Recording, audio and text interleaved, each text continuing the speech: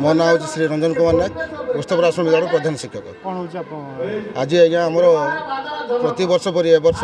2025-26 वार्षिक उत्सव अनुष्ठित होमर समस्त अतिथिगण मंचासीन अच्छा मूल्यवान वक्तव्य छात्र छात्री मान उद्देश्य प्रदान कर उत्सव मुख्य उद्देश्य है पिला मानू श्रृंखलित करवा किमती